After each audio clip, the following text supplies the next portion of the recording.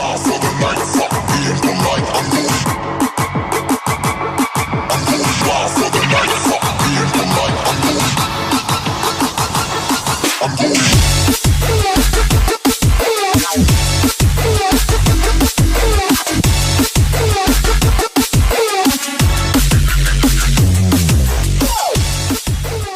guys, TC here. We're going to do the award ceremony for the NBA Season 3 as the playoffs are just about to start. So the old analyst, Matt, his mic broke. He has yet to get one that works for his computer. And so I'm here with Ghostflame, Ian, and Jimmy. They can say whatever they want. Hey. Hi. Hey. Sounds good. Alright, so we're just going to get right into it. We can start off with the Best Offensive Mon award. And we got Starmie, Thunder's Eye, Charizard Y, and Victini. So Ian, Starmie's yours. Do you want to say anything about it? It did surprisingly well. Like, it just kind of... When I got it, I just wanted it because it was versatile Mon, and by the end of the season, it just had 14 kills and rarely died. So... Yeah, I think everyone's surprised with, like, how good Starmie did. Yeah, Starmie was, like, second in, like, overall kills and deaths. Like, yeah, it's like, it's not one of those Mons where you, like, look at it and think, this is gonna get 7 kills in one game, you know? Wait, what? Okay. 7 kills, 1 game. Yeah. GG. Because, like, that happens sometimes. It's such a savage, it killed one Pokemon twice. Exactly. Killed its own teammate. It just pulls him back from the dead to kill him again. Yeah, it uses a revive in Wi-Fi battle just to kill him again. That's a true team player. That's a true savage. Anyways, right there. So next up is a Mon that you'll actually see in like most MVP races. We have Thunder's Eye from the Carolina Talonflames, coached by LeJon Flames with 8-1. We're not even sure this is the real record for it, as I don't think he updated his differentials every week. And 8-1's still really good, considering he didn't play all of his matches. I think he played 7 of them. Considering this wasn't edited since week 3, it had 8 kills by week 3. So. Yeah, so we're just kind of going off what's on the sheet. So just 8. Yeah, that's why you'll see a Charizard Y with 4-4. Which is on the Anaheim Alterios, coached by Noah. It's just kind of there, just because it's like one of those Mons where you look at it and think you have no switch into it. You have no way to switch into this thing. It's terrifying. 4-4 is most likely not the correct differential for this, but that's what was marked down on the sheet. Which is what happens when nobody does their differentials. Yeah, can't blame the analyst squad for that. Nobody updated the differentials, so their Mons are not on here. Yeah, I think there are about 4 things that are fully updated. I think that's me, Jimmy, Ian, and Jake who actually updated every week, right? Shout out to us. Yeah. Go us.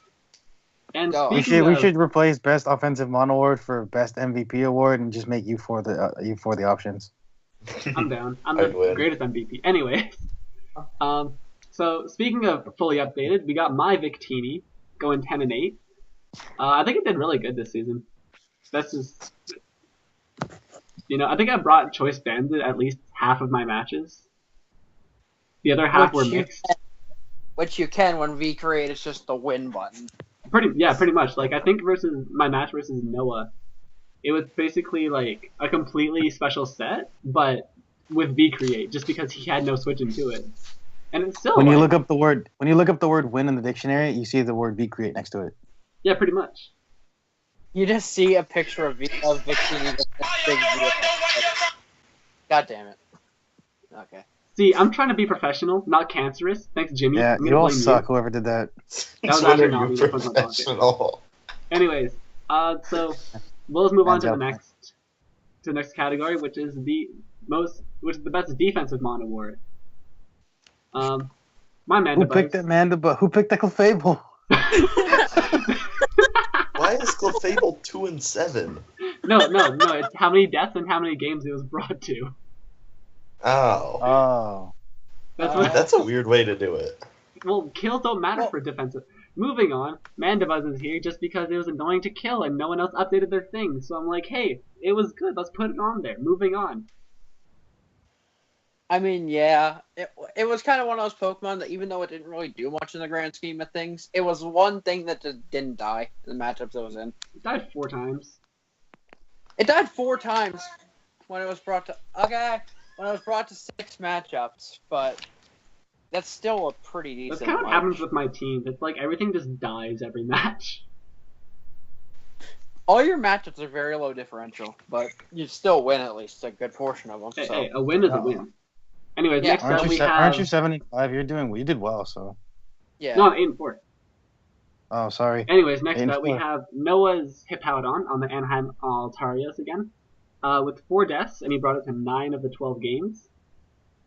I mean, when I Noah's Hippowdon, I just think week 1, where it stalled out 4 members of the opposing team. Oh, Hippowdon's so annoying to deal with. And his Especially team is when pretty good to like handle its weaknesses too. Yeah, when he has like Tentacruel to absorb water types, and Tentacruel for water and grass. Yeah.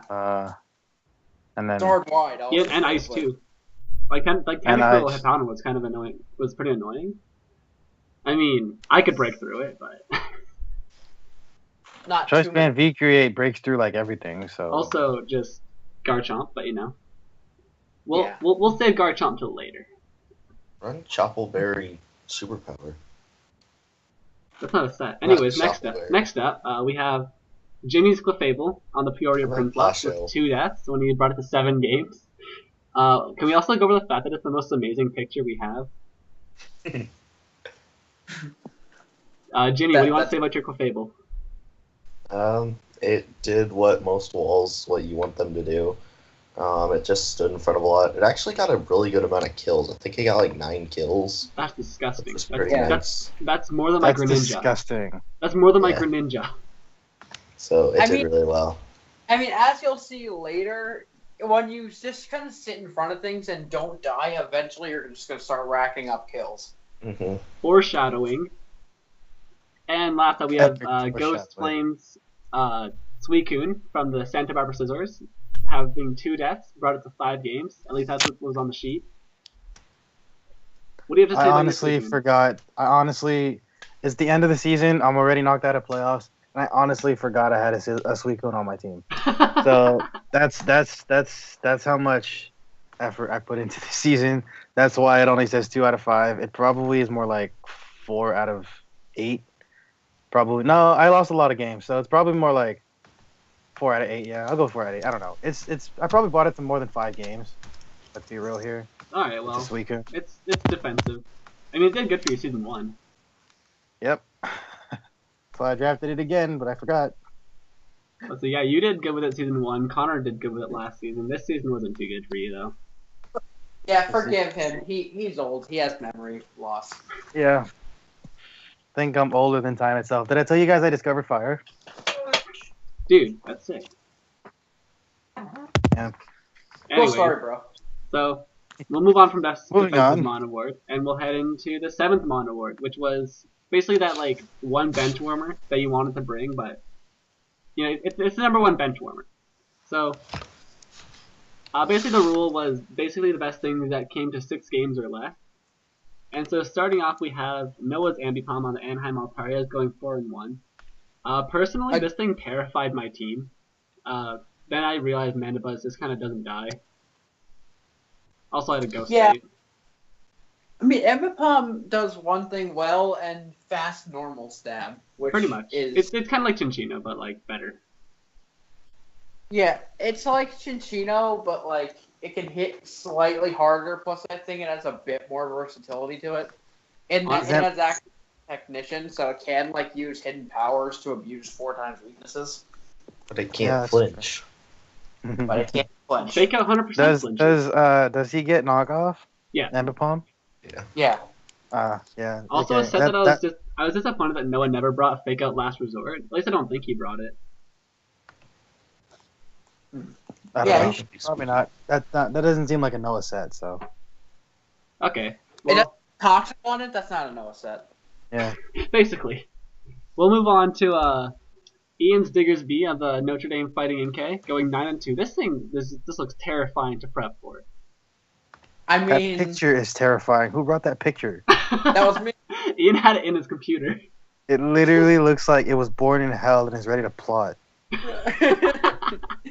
Basically, what you had to go through. My team was based around balance, and then in consecutive rounds I drafted Terrakion and Diggersby, and I thought it was dumb, and then I realized that with their combined force, nothing really swapped into it. Nothing With swapped our into powers either of them combined.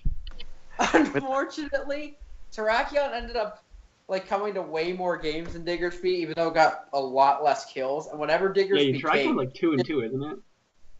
Yeah, it only went 2-2, which it's mostly just because whenever I brought it, it just kind of never hit the field. But Diggersby, whatever it came, it either never hit the field or it destroyed everything when it came in. Terrifying. Diggersby, though. It's another one of those things where just having hard-hitting normal stab is really hard to swap into if you don't have the proper counters. Yeah, basically. And we'll move on next to Mani and Mega on the Calgary Flareons going 8-3. It came to exactly 6 games, but I think there were 2 games where it really just shined, which were versus Matt and versus Jimmy, where it just kind of got to late game. They got a late game cleanup versus Matt, and I think it just basically swept through Jimmy's team. They got like 5 kills or something like that. I think so, yeah. I remember the bug buzz mechanic saved you. Yeah. Well, no, I protected fully knowing he might sub, and I was like, Bug Buzz goes through anyways. I know I'm safe doing that. Yeah, that's what I'm saying. Like the bug buzz mechanic saved you. Like I've completely forgot watching that game that Bug Buzz went through sub, and then seeing it go through and kill Superior was just like, oh yeah, it does that. So. Yon Mega's a really good Pokemon. It's one of those Pokemon I always want to draft, I just never do. Like, I don't know. That's my opinion. I want to go back one day, draft Yon Mega, and just put Choice Specs Tinted Lens on everything. Okay, yeah, sorry, I'm back. Anyways, Specs Tinted Lens is like my favorite set to use, just because it's like, oh, you resist it, not anymore, you don't. Yeah. Now it's just a +1 Bug Buzz coming at you. But versus Jimmy, he tried to offense me, and I was just like, nah, Yan Mega is gonna beat you. I figured you'd bring that because you always talk about how you like Tinted Lens better. And so most of the things on my team outsped it if you were Tinted Lens. So I thought about Tinted Lens. I thought about it for a while, but I decided Speed Boost might be better in case you tried to out-offensive me. Yes. Anyways, last time we got another Speed Boost Mon. We have Jake Sharpedo on the Dallas Staryu. It's just, I don't know, it's just kind of like the last thing we put on here. It's not that it did bad. It's just kind of... In fact, it was actually really scary whenever it came to games. It's just that... Kind of had a very unfortunate set of circumstances in which it always came... And it did stuff, but it could have done a lot more. Like, it missed Zen Headbutts. It got crit a few times. Like, there were circumstances where... Critting a Sharpedo doesn't matter. It's got no defenses anyway. Oh, I just remember it got hacked like quite a bit. Jake is a Grumpig IRL.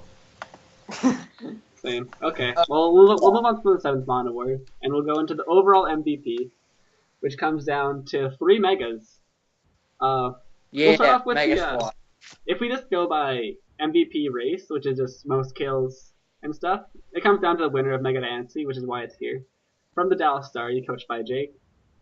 This was just really annoying. I know it swept me like 4-0 when I faced him because of some sort of shenanigans.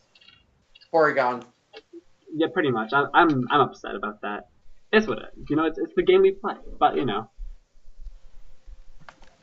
got a rock polish, swept my team. I think it did a lot versus a lot of other teams. Just the Nancy's hard to prep for in general unless you have like a Chansey or something. Yeah, I never understood why it was a T2 Mega. It's really, really good. It's so fast. It's not like very bad defensively. And like it's not gonna go down to like Braylon's Mach Punch easily or something. Yeah, it's not like Sharpedo where you can just like have any form of priority and it just doesn't matter how much it sets up or whatever. Yeah, the only priority that hurts it is Bullet Punch. Yeah. And like there aren't many Pokemon that can just like use that. Yeah, I mean the only ones that can use it are easily to set up on, so. Yeah. Anyway, just saying that because I never really figured out why it's T2. I guess because you don't get the speed boost until turn 2 or until after you mega. I guess that's the only thing I I can guess think it's of. kind of yeah. I can see why that's the annoying, only but it's got thing really I good can mixed think of. offensive stats. I guess you need to waste a turn protecting. Yeah, you have to waste the move slot protecting, but like in League, protect is not like a bad move to have necessarily. So I don't know. Okay, Yeah. well we'll move on to Mega Garchomp from my team, Calgary Playgrounds. It went 12-6. This was just a really fun Pokemon to use, like just spamming Earthquake and Dragon moves on things. I mean, when you look at Mega Garchomp, the power increase is awesome, but then like you just look at the speed drop, and I think that just turns a lot of people off from it. Well, also this season, we weren't forced to Mega Evolve turn 1, which led me to really want to use it because I could just abuse the speed, which helped me a lot versus Noah when his team had like a lot of base 100 mons like Charizard and Salamence,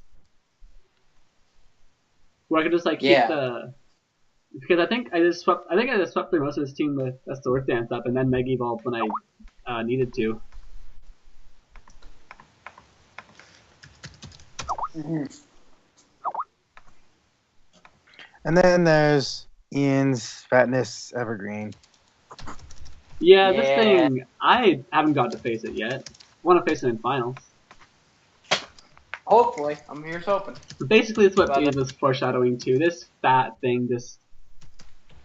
no one could kill it. It literally... I'd like to say I drafted well, but this thing honestly just fits the entire team together in that it just doesn't die. It never dies. It has never died. It has taken moves that are super effective against it, and it's on like 30% max. It's 1v1'd entire teams with how much it can just take, and people just folded because they underestimated the bulk of this thing. Did you bring it to every single game? It did come to every single game. Yeah, every game and died 3 times. Especially since its job is to take hits. Like, that's nothing to laugh at. Yeah, it died 3 out of 12 times. That's amazing. Yeah, it just never went down. I mean, there were actually times where I tried to sack Venusaur, and I literally couldn't because it didn't die. That's awesome. I tried to sack Venusaur to get momentum, but she just didn't want to go down. She just dug her heels into the ground. I was like, nah, I'm staying. Nah, I got you, Ian. I got you. That's what it told you. Put the team I will on its carry back. everything on my back. And then some. That is Fatness Evergreen. The best friend a man can ask for. It's disgusting. Anyways, moving on. We'll go into this is an idea we got from I think Noah, who just decided to tell us some of the best sets. We'll have a longer video with some of the bigger highlights, but these are some of the cooler sets that kind of came through. So first up, we got Techno Strike versus Cat on the Sandwich, week 6. An Aquajet Keldeo that was able to get a surprise kill on Volcarona as it had to set up. I think Techno probably would have lost that game if Volcarona set up. Yeah, and then Keldeo just came in and went like surprise bitch, and just Aquajetted him. I think he only brought physical Keldeo in like the games he brought it. And people say Keldeo. No, I think he brought special against me, but then again, we'll get there. I think he just meant that he only brought like. I think he was saying that the best, what is it? Basically, like physical did a lot better than special for him, for some reason. Like I know that I almost got swept by it, but I got saved by like him setting up on Big TV. Yeah. I mean, like, if you can stop an SD on the right Pokemon, it could be scary. But he didn't even like need to set up. He just like clicked Aquajet, and it just surprised the hell out of Cat. And we'll move on to the amazing Sceptile picture. We have Justin versus Jake in the week 4. That man just basically Justin brought a Sceptile with Leech Seed Substitute, and I think Toxic, and it just like. It brought him back. Like I think the score was 3-2 for Jake at the moment, and then Sceptile just like subseeded its way versus Alamomola. Zapdos, and then I think he just like energy balled Diancie, right? Yeah. Yeah. Yeah, this thing put in a ton of work. Like I watched that game and I was like, oh, it's over, and then Septal just did it.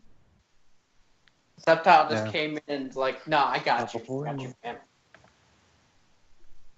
Yep. There's that game was awesome. awesome. About it, but it was a good moment. We'll link these replays in the description so you can check them out. Next up, we got Ghost Flame versus Techno Strike in the week 10. Just a basic chomp sweep. I think the score was 6-5 for Techno, and Mega Garchomp just set up versus what was it, Mega Sableye? So this one was weird. So when I was building his team, I didn't really recognize he had a Mega Sableye. I don't know why I didn't realize that, but I didn't. I was ready to just hazard stack with Smeargle and then win the game from there. But then I see on team preview that he has a Mega Sableye. So Smeargle is useless because there's a Magic Bounce Mega on the other side of the team. Once I realized that, I realized there's no way I'm going to break through Sableye. Let's just see if this Pokemon does anything. And then Techno switches out, allowing me to set up all I want, and I win.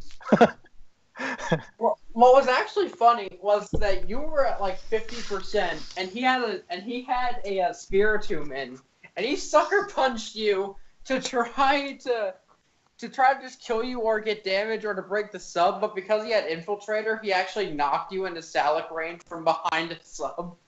Yeah, that was awesome. That'd be terrifying. Yeah, he knocked me into Salic boost so that his Scarf Mienshao couldn't outspeed me at that point. And then I still had a sub, and it was awesome. Just a very unfortunate set of circumstances for Techno, but worked out very well for you. And that was the only way to kill Mega Sableye. And then last up here is actually one of my favorite sets that I've seen. We have Survival Prodigy versus Techno Strike. Techno Strike being in 3 of these. Week 7, where I think he accidentally brought Rattled. I think he brought it on accident.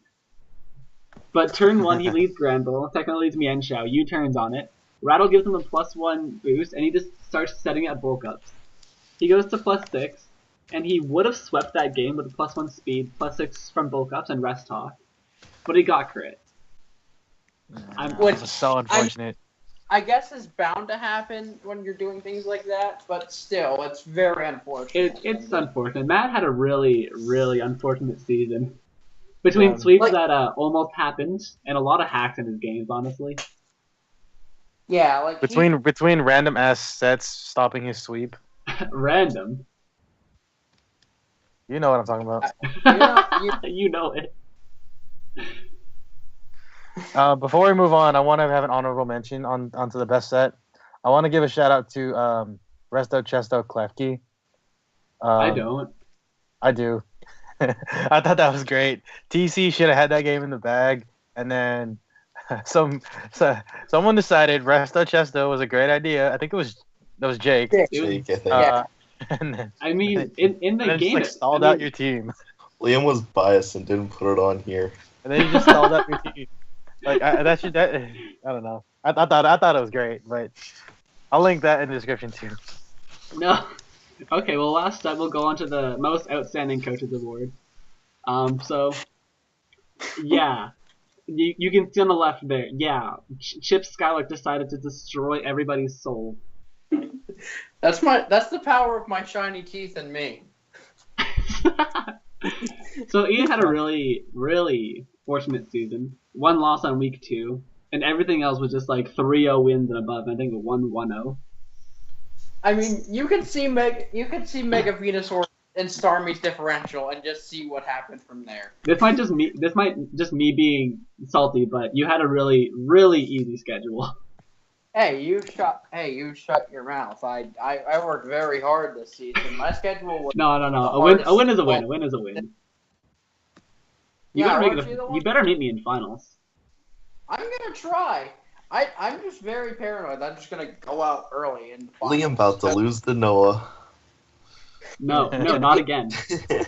There's one flashback. Yeah. Liam has a history of losing in the playoffs of NBA, so he's determined to make it that far. Okay. So he's not gonna make it that far. Okay, my NBA playoff matches are like I win or I get completely bodied. Okay. Remember when you got predicted 19 out of 18 turns versus Jack? That was great. That was not a fun time. And, hey, we're talking about Ian here, okay?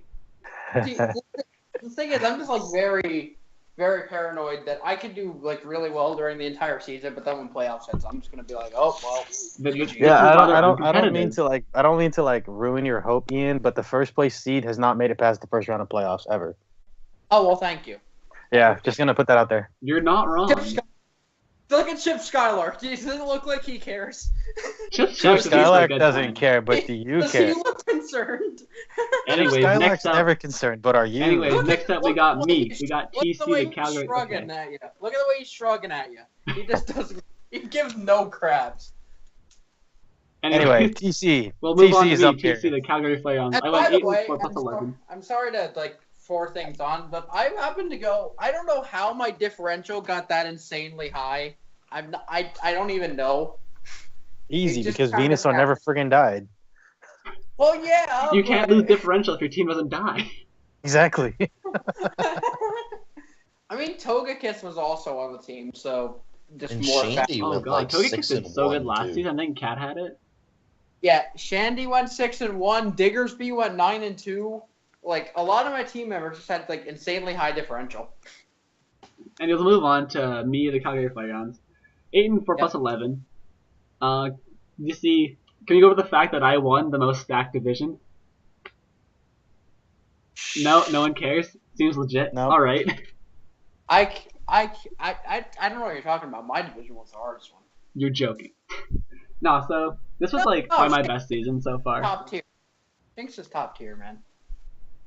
He brought a PB. I mean, I guess we can ignore the part where the Sinnoh division had Connor, Steven, and LeJon, and then until Matt everyone somehow dropped got out out and there. then wouldn't play. And then everyone dropped out, so And then wouldn't play. yes, but, we can yeah. ignore. I guess we can ignore I that mean, part. before the dropout, Sinnoh was definitely most stacked, but afterwards, Johto for sure. Yeah. Like I think Well, Jin's 3 also- Johto members. Yeah, 3 Johto members made playoffs. Yep. Yeah. Anyways, so It would have been 4 if Cat, played his games. just imagine 3 wild cards being Johto. It was possible. I actually thought it was going to happen, and then Cat, quote unquote, got sick and decided not to play ever. Yeah, he got sick of playing. He got sick. He got sick for like 5 weeks. Hey, we're talking about me now, guys. Okay, moving on. So Noah's the third. No, I'm just kidding. Nah, so, well, I don't know. Is there much to say? I haven't faced Ian yet, but that'll be a good match if we face him in the playoffs. Congrats, TC. You made playoffs again. You're 3 for 3. I am. Only one to make it.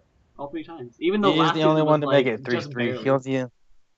He's the only one to make it 3 seasons in a row. I remember season 1, you were the only returning player that made it to playoffs. Or season 2, sorry. Oh my, that was dreadful. It was like the 5 newcomers were the top 5 seeds, and then just me at 6th. And I'm just like, hey guys, I'm here for a good time. Well, hey, it's deja vu of season 2. Then the one newcomer to make it into playoffs just kind of happens to be number 1. Number 1, more likely to decimate us all. Okay, we'll go on to know the Anaheim Altarias, who's also from my division. He's below me because I beat him twice. And he's also 7-5 plus 6. That too. But he still had a really good season. I think me and Noah had 2 of the hardest schedules to fight through. And so, I think Jimmy would. We discussed putting Jimmy on here, except his schedule was kind of easy. That was And I cool. think- and had another the same record as mention me, to- so I thought Noah deserved it more. And That's another cool. honorable mention to LeJon Flames, who did Oh. very well early in the season, but And then just stopped playing matches. yeah, Yeah. and then like I don't know what happened, but like that's his. What happened was the season crawled to a finish. And then it didn't crawl, honestly. It friggin' limped to the finish line. It got rolled. So I can understand why people got tired of the season. We're going to have to Yeah. do some revamp for next season. But for Yeah, now, we're this is where gonna we're at. revamp it. We're gonna figure out what we're gonna fix it next season. Less people, more committed people. Less people. Anyways, make we sure should talk everyone about Noah. joins. Noah had a really good season. I think Noah turned into a stall player. No, Noah still does more bulky offense just with toxic on everything. And Noah also- does toxic balance. yeah. I Stall. guess. I guess. Also- I guess. putting stall on 5 out of 6 Pokemon is considered toxic balance, I guess. Sure. He brought a lot of good sets. Like I know he had, I think, Sash Trick versus me, so he could trick the Porygon too. He did bring a lot of good sets. He's very creative in leagues. He's a very good league player. There's no doubt about that. It's just I call him a stall player now because he brings Reuniclus to one of his most recent league battles, one of the best wall breakers in the game, and his set is especially defensive, toxic, something. But like fill in the blanks. But like he didn't have calm mind, I'm pretty sure, and he was recover stalling, which means you're just asking for the crit. So maybe he'll just complain about it. Like, nah, Noah's a good man. Mostly. Noah's pretty good. He doesn't get upset often. Actually, I don't think he's ever really gotten upset except for versus Gypsy. Except for Skyla, he got upset at that.